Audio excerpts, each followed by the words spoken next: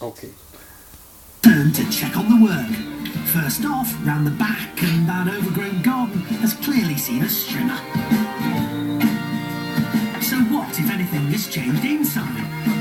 Well, upstairs, not a lot. It's pretty much the same. The real change is downstairs. Half the plaster's been stripped off the wall. Hugh's house has gone backwards.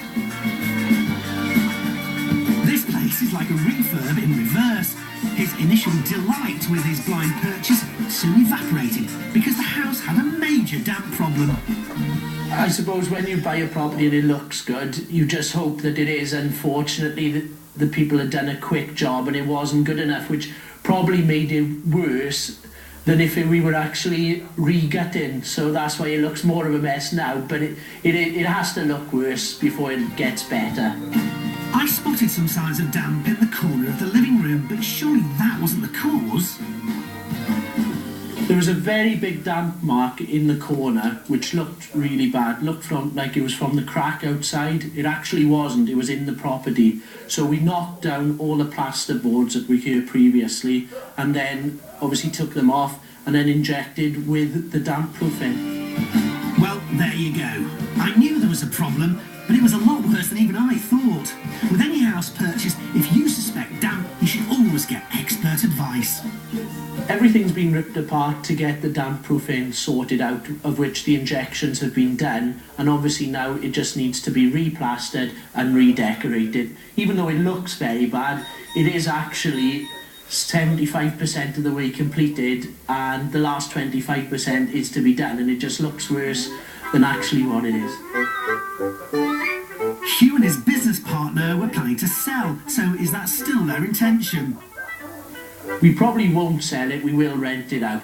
So it's been a bit of a wasted journey, but if we do decide to sell in the future, at least we've got all the certificates to say it's manageable to be lived in. And that is very important. Always obtain the necessary guarantee from the company that's treated the damp. It'll certainly put any prospective buyer's mind at rest.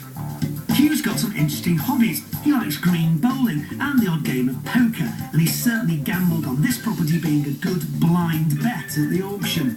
Sadly, he was dealt a dud, so how much has he spent to put it right?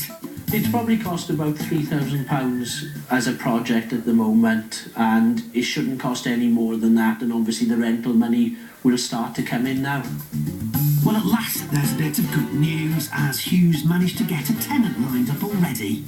Well, a couple seen the property and said they'd like to rent it out, and that is what's going to happen, and they've said it's £350 a month, which I'm happy with.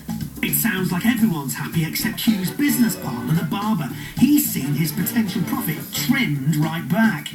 My business partner thinks I messed up on this property and he wasn't impressed, and he does want to come to the next auction with me, but I'm sure I'll turn it around, and with the next property I will still buy it, and we'll probably have a good buy next time.